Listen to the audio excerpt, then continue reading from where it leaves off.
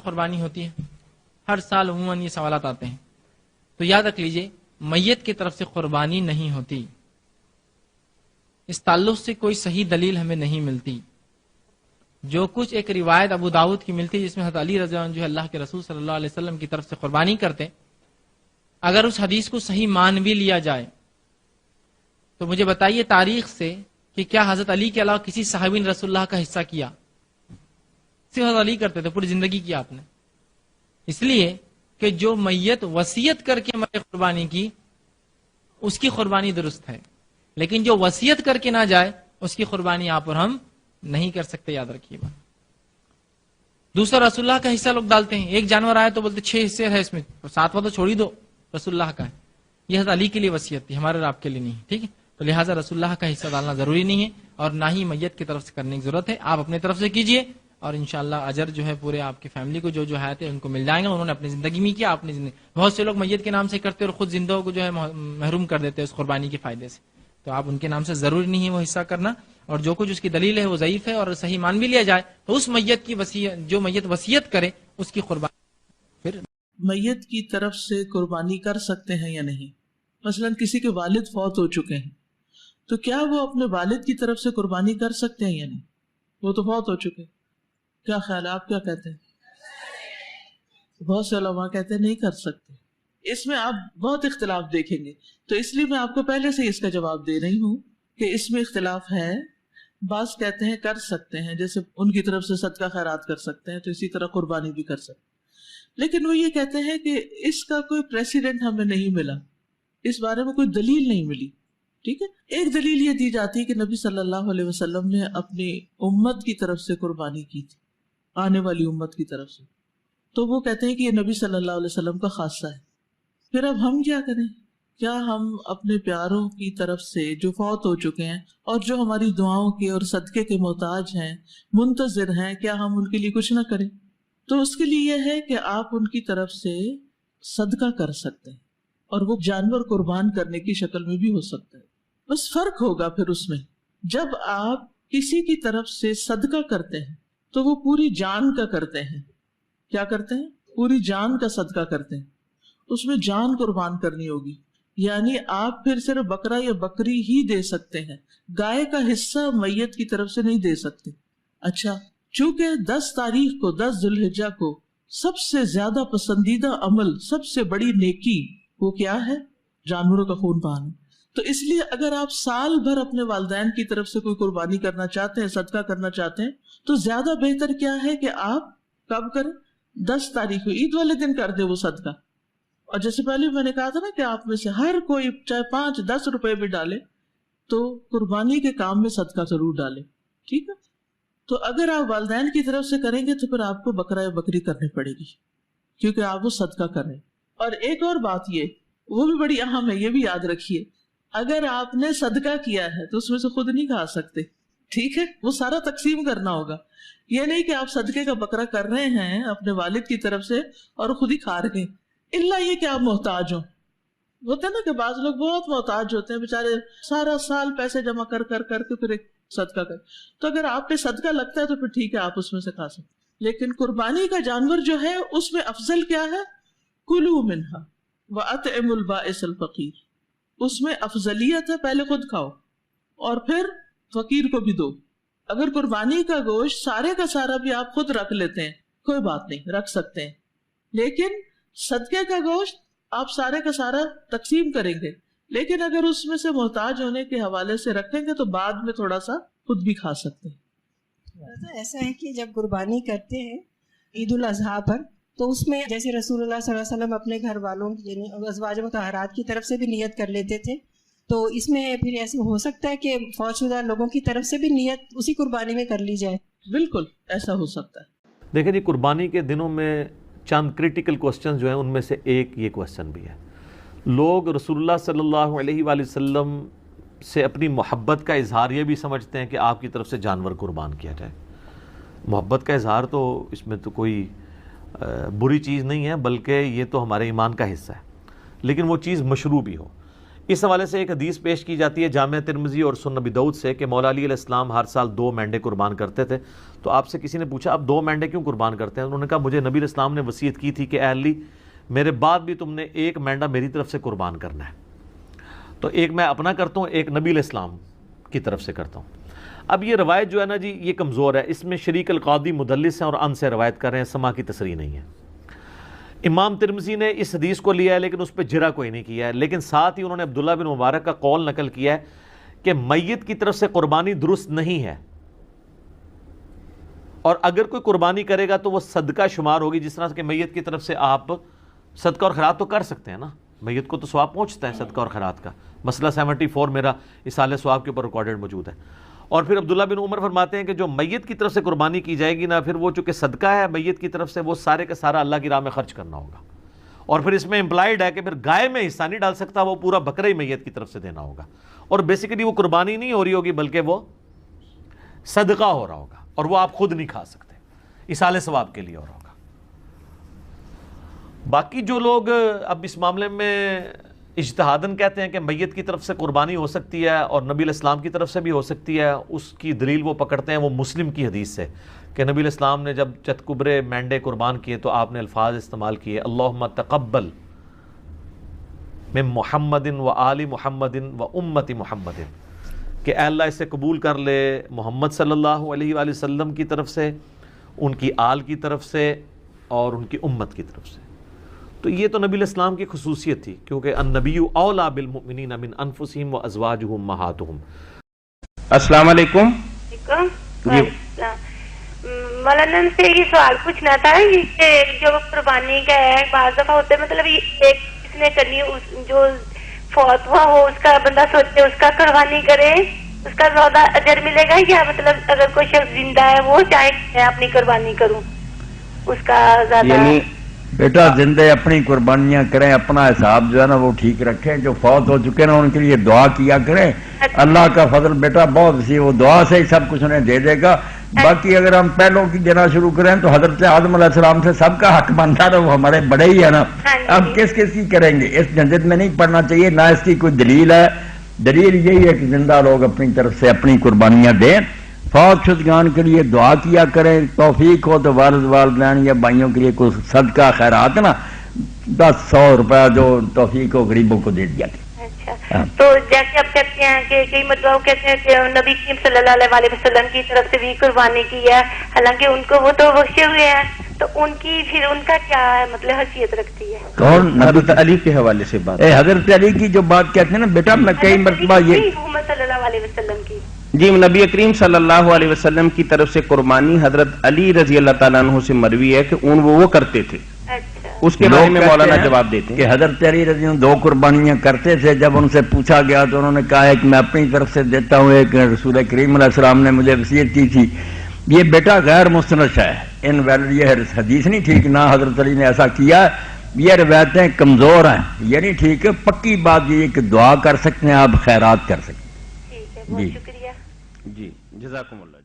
بیٹا بیٹی خاندان والے اگر کر رہے ہیں، انہوں نے وصیت بھی نہیں کی، نہ ان کا مال ہے، یہ تو اپنے طور پر اصالہ ثواب کے لیے کر رہے ہیں. تو یہ جنہوں نے قربانی انہی کی ملک ہے، خود کھائیں دوسروں کو کھلائیں، صدقہ کرنا واجب نہیں ہے. اگر فوت ہونے سے پہلے جیسے والد صاحب نے والدہ نے کسی نے وصیت کر دی کہ بیٹا میری طرف سے قربانی کر دینا میرے پیسوں سے، تو اب یہ کہ جو یہ قربانی ہوگی نا وصیت والی میت کے پیسوں سے، تو اس کا گوشت پوست جو بھی ہے، پوست مانے کھال، یہ سب صدقہ کیا جائے گا. خود استعمال نہیں کر سکتے، اور کسی غنی یعنی ایسا شخص جس پر زکوٰۃ فرض ہو جاتی ہے وغیرہ، اتنی رقم جس کے بعد نصاب کی قدر رقم ہو، تو وہ اس کو بھی نہیں دے سکتے. جن کو زکوٰۃ دی جا سکتی ہے ایسوں کو دینا ہوگا، خواہ پورا جانور ہی اٹھا کے دے دیں. اب وہ چاہے جس کو دے وہ خود رکھے، وہ بھلے مالداروں کو تقسیم کر سکتا ہے، چاہے تو ابھی تو اس کا مالک ہو گیا وہ جو جس کو ہم نے دیا. یہ آسانی ہوتی ہے کہ اس تھوڑا تھوڑا گوشت بانٹنے کے لیے اس طرح کے فقراء ڈھونڈنا بڑا مشکل ہوتا ہے. تو یوں سارا اٹھا کے دینا ممکن ہو تو وہ دیا جا سکتا ہے. اس میں یہ آسانی ہوگی نا کہ اب وہ جس کو چاہے وہ دے گا، تو کوئی حرج نہیں ہے، اس کا مالک ہے.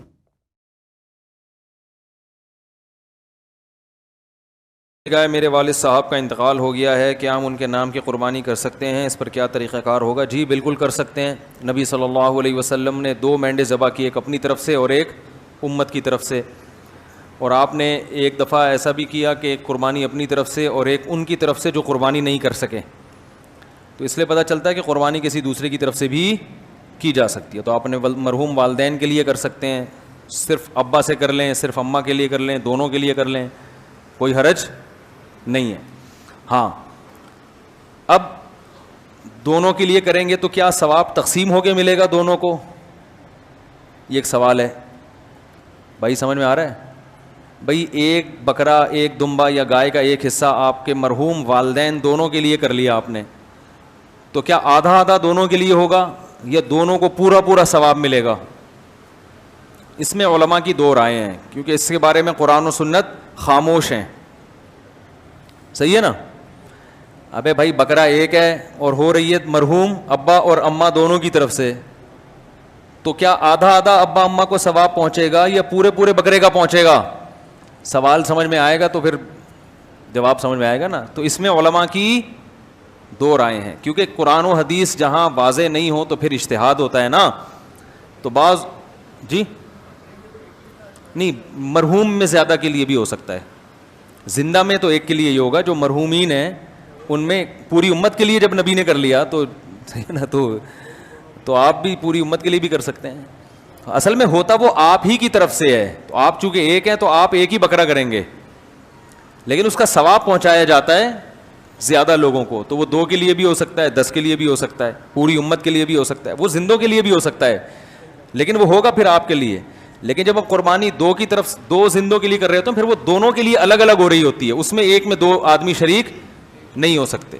لیکن صرف ثواب پہنچانے کی حد تک جہاں تک بات ہے، تو ثواب پہنچانے میں تو 10 کو پہنچا دیں آپ۔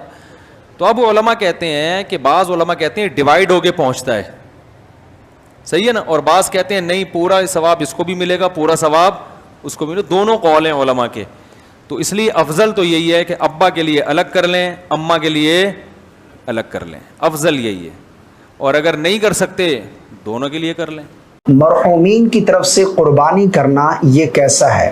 فوت شدہ کی طرف سے قربانی کرنا جائز ہے یا نہیں؟ مثلا کوئی بیٹا اپنے مرحوم والد کی طرف سے یا پھر والدہ کی طرف سے قربانی کرنا چاہے تو کیا یہ جائز ہے؟ قربانی ہوگی اور اس کا ثواب ان مرحومین تک پہنچتا ہے یا نہیں پہنچتا؟ بہت سے لوگ کرتے بھی ہیں، بہت سارے لوگ یہ مسئلہ جاننا چاہتے ہیں، لیکن جو لوگ کرتے ہیں وہ بھی ایک بہت بڑی غلطی کر جاتے ہیں جس کی وجہ سے ان کی خود کی قربانی نہیں ہوتی۔ تو اس مسئلے کو سمجھنے کی ضرورت ہے کہ اس کے بارے میں شرعی حکم کیا ہے، اور اگر کوئی مرحومین کی طرف سے قربانی کرتا ہے تو قربانی ہوگی یا نہیں۔ میں یہ مسئلہ حدیث کی روشنی میں آپ لوگوں کو سمجھانے جا رہا ہوں۔ مجھے امید ہے اگر آپ یہ ویڈیو مکمل دیکھ لیتے ہیں تو انشاءاللہ عز و جل آپ کا مائنڈ اس حوالے سے کلیئر ہو جائے گا کہ اس کے بارے میں شرعی حکم کیا ہے۔ سب سے پہلے یہ سمجھیے گا کہ مرحومین کی طرف سے قربانی کرنا یہ جائز ہے یا نہیں، کر سکتے ہیں یا نہیں کر سکتے۔ اس کے بعد جو لوگ کرتے ہیں، جو بہت بڑی غلطی یہ کی جاتی ہے جس کی وجہ سے ان کی خود کی قربانی نہیں ہوتی، وہ بھی آگے چل کر میں آپ لوگوں کو بتاؤں گا۔ سب سے پہلے مرحومین کی طرف سے قربانی کرنا یہ کیسا ہے؟ ابو داؤد شریف کے اندر روایت موجود ہے، حضرت جابر رضی اللہ تعالی عنہ فرماتے ہیں کہ میں نبی کریم صلی اللہ علیہ وسلم کے ساتھ حاضر تھا، آپ صلی اللہ علیہ وسلم نے ایک مینڈھا ذبح کیا اور آپ صلی اللہ علیہ وسلم نے ارشاد فرمایا یہ میری طرف سے اور میری امت کے ان لوگوں کی طرف سے ہے جو قربانی نہ کر سکے۔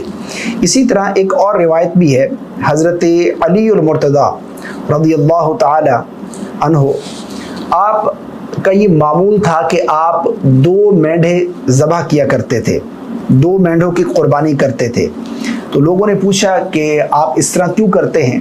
تو حضرت علی رضی اللہ تعالی عنہ نے ارشاد فرمایا میں نے رسول اللہ صلی اللہ علیہ وسلم نے مجھے وصیت فرمائی تھی کہ میں آپ صلی اللہ علیہ وسلم کی طرف سے قربانی کیا کروں، اس لیے میں آپ صلی اللہ علیہ وسلم کی طرف سے قربانی کرتا ہوں۔ یہ بھی ابو داؤد شریف کے اندر روایت موجود ہے، مسند احمد کے اندر بھی موجود ہے۔ تو ان دونوں احادیث سے علماء بیان فرماتے ہیں کہ فوت شدہ کی طرف سے مرحومین کی طرف سے قربانی کرنا یہ شرعاً بالکل جائز ہے، قربانی ہو بھی جاتی ہے اور اس کا ثواب ان مرحومین تک پہنچتا بھی ہے۔ لیکن ایک بہت بڑی غلطی جو لوگ کرتے ہیں جس کی وجہ سے ان کی خود کی قربانی نہیں ہوتی، اس کو سمجھنے کی ضرورت ہے۔ وہ غلطی کیا ہے؟ سب سے پہلے تو ایک چیز اور بھی میں کلیئر کرتا چلوں، اگر مرحومین کی طرف سے قربانی کی ہے تو اس کے گوشت کا کیا حکم ہے؟ یعنی گوشت خود استعمال کر سکتے ہیں، خود رکھ سکتے ہیں، یا پھر صدقہ کرنا ہوگا؟ تو اس میں دو صورتیں ہیں۔ نمبر ایک پر اگر تو فوت شدہ نے یعنی مرحوم نے، مرنے والے نے وفات سے پہلے وصیت کی ہے کہ میری طرف سے قربانی کرنا، تب تو یہ جو گوشت ہے اس کا حکم یہ ہے کہ یہ کل کا کل صدقہ کرنا ہوگا، یہ خود استعمال نہیں کر سکتے، خود نہیں رکھ سکتے، ٹھیک ہے نا۔ اگر مرحوم نے وصیت نہیں کی، یعنی مرنے والے کی وصیت نہیں تھی، یعنی کوئی بیٹا اپنے مرحوم والد کی طرف سے کرتا ہے یا پھر والدہ کی طرف سے کرتا ہے یا کوئی بھی اپنے مرحوم کی طرف سے قربانی کرتا ہے، مرنے والے نے وصیت نہیں کی، تو پھر اس کے گوشت کا وہی حکم ہے کہ اس کے 3 حصے کیے جائیں گے، خود بھی استعمال کر سکتا ہے۔ اب جو غلطی لوگ کرتے ہیں وہ یہ غلطی ہے، اس غلطی کو سمجھنے کے لیے سب سے پہلے یہ سمجھنا ضروری ہے کہ قربانی کن لوگوں پر واجب ہے، قربانی واجب ہونے کی شرائط کیا ہے۔ دیکھیں، قربانی واجب ہونے کی یہ شرائط ہے، نمبر 1 پر مسلمان ہو، کافر پر قربانی واجب نہیں ہے۔ نمبر 2 پر مقیم ہو، مسافر پر قربانی واجب نہیں۔ نمبر 3 پر بالغ ہو، نابالغ پر قربانی واجب نہیں۔ اور نمبر 4 پر مالک نصاب ہو۔ اب مالک نصاب کون ہے؟